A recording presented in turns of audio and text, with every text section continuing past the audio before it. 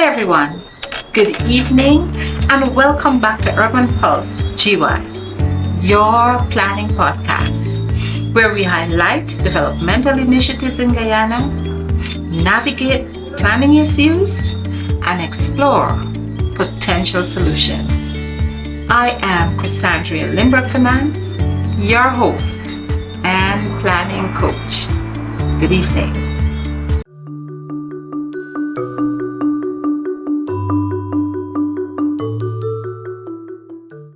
Did you know that because of a lack of effective urban planning during the Industrial Revolution, that hundreds of thousands of people in England died from complications directly related to overcrowding, poor sanitation, no access to clean water?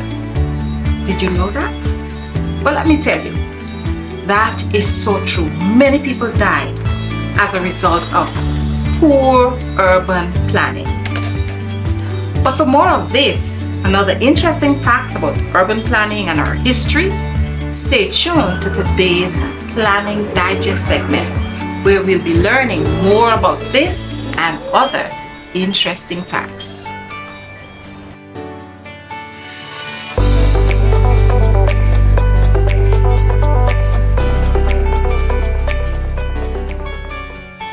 Previously, we talked about urban and regional planning, and we noted that it's concerned with people, where they live, where they work, and where they play. But today, I want us to pulsate around the topic of human settlements. For context, I want to take you back to a prehistoric period when early humans lived in small groups as hunter-gatherers.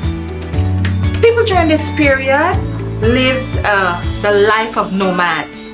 They constantly move around in search of food. And it was because of this reason, this way of life, they did not need permanent settlements. But the dynamics changed around 10,000 BC when humans learned how to cultivate the land for the purpose of agriculture and food production. People congregated in small farming communities for the purpose of agricultural development. And what they did, they started claiming lands. They needed more land to do their farming and so on. So they started claiming lands to expand their cultivation. So agriculture actually provided people the opportunity to access one, more stable food supply, and two, a reason to settle in a particular area. Agriculture provided a reason for permanent settlement. And this is the foundation of human settlement. By definition, a settlement is referred to a space-bound social organization. And don't worry about it, I'll explain it in a minute. So it's a space-bound social organization with a cultural landscape that evolves through the actions and influence of humans as they find ways of adapting to the natural environment. If I'm to put it a bit simpler, it would be a community of people living and dwelling in a specific geographical area that was previously uninhabited. Additionally, it's referred to as the totality of the human community.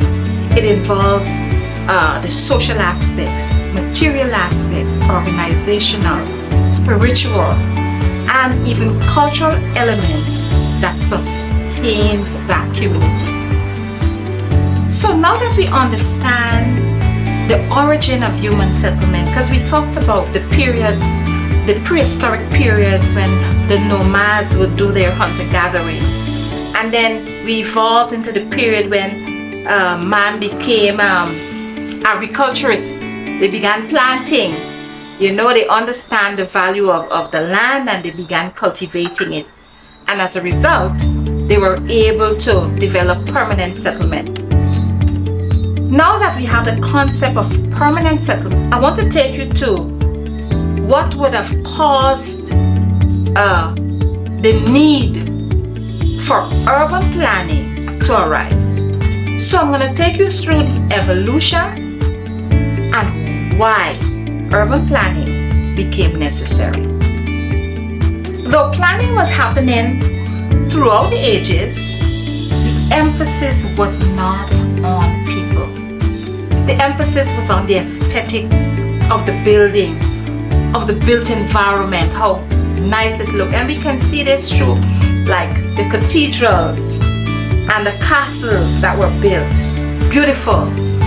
Planning was about that and not about the people. There was no consideration for the poor or anything of that sort. As they were still busy, I'm talking about the poor here, they were still busy sustaining their families through rural agriculture. But things changed around the 18th, 19th century thereabout through the Industrial Revolution. The Industrial Revolution saw the emergence of factories in urban areas, and this was mainly due to the advancement in mechanical technology. As a result, there was a reduction in agricultural labor as new machinery and farming techniques took their places.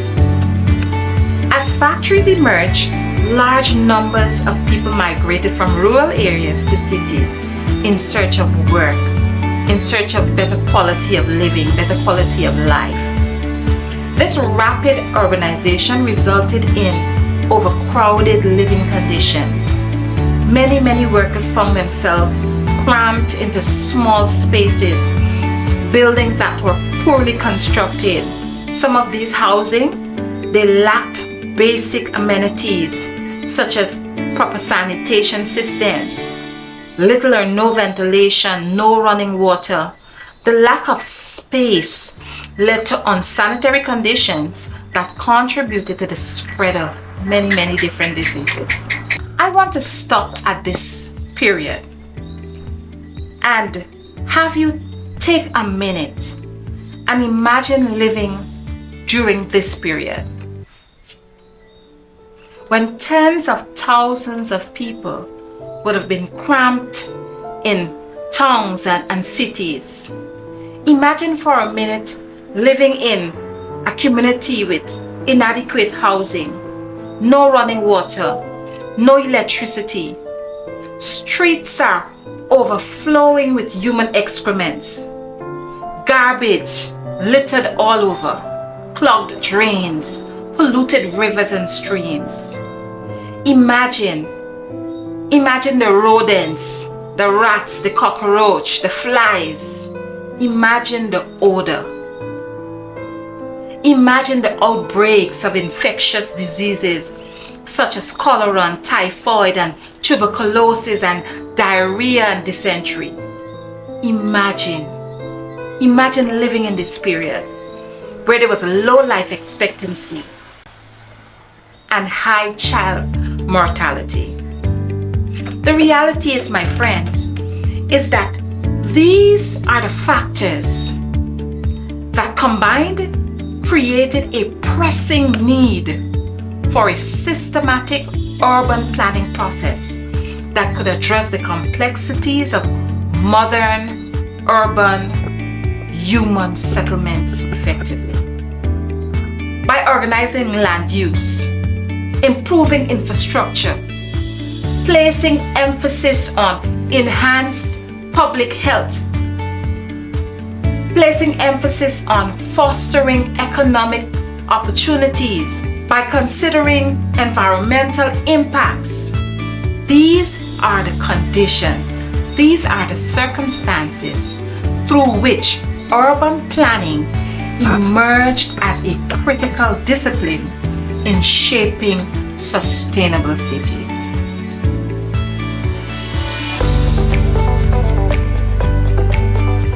For our Planning Digest today, I would like to bring your attention to a very pressing issue that was in our news and that is very concerning to us as a nation. And you've guessed it right. I am talking about Venezuela's recent act of aggression. Just in case you didn't know, on the 1st of March 2025, a Venezuelan naval ship entered Guyana's waters and engaged an oil vessel belonging to ExxonMobil. This incursion, along with other acts perpetrated against Guyana since 2015, when Guyana discovered significant oil reserve in our waters, Guyanese were sent into frenzy, and rightfully so, because as a people we've always been peaceful. But I have seen our people express fear and worry about our own military capabilities as we cling to our greatest asset, which is our ability to unite in the face of adversity. But the truth is, if I ask the average Guyanese why Venezuela, and more recently Suriname, continues to lay claims to our sovereign Guyana, without a doubt, many would say they are unaware. And against the disrespectful rants from the leaders of Venezuela and Suriname and their people, we are often silent as Guyanese. I'd like us to go deeper than the song and deeper than the Essequibo's We Own jerseys. I want us to educate ourselves about the history. Educate ourselves about the truth and the reality. Because you know why? Education is power. And it's the power that will enable us as a people, the average citizen in our community. Education will enable us to defend our country, defend Guyana's sovereignty with dignity, especially when we are confronted by the absurdities from Venezuelans and Surinamese. So, for the next 3 or 4 weeks, I will be dedicating the Planning Digest segment of Urban Pulse GY to shed light on Venezuela and Suriname's claims. And I'll do so from an historic point of view and make suggestions on what steps Guyana can take to further protect our territorial integrity from a planning perspective. For too long we've been silent as a people. And maybe our silence is as a result of us not knowing the history, of us not knowing what really transpired and what is the root cause of their claims. For too long we've been silent. And I believe education would make a difference. So my friends, there you go. For the next 3 weeks or 4 weeks, I will dedicate Planning Digest segment of Urban Pulse to providing critical information about the history, where we came from, why Venezuela and Suriname is saying what they're saying, and why we know for sure, without a doubt, that every inch of the 83,000 square mile belongs to Guyana. There you go, my friends. Digest on that. And this wraps up today's podcast, where we discuss urban planning from the perspective of the origin and evolution of settlements. My friends, we are happy you took the time to spend and listen to us as we go through our planning concept. Don't forget to join us again next week. And remember to like, share, and subscribe and follow our podcast on Facebook and YouTube. As together we build sustainable communities and a better Guyana. Bye, friends.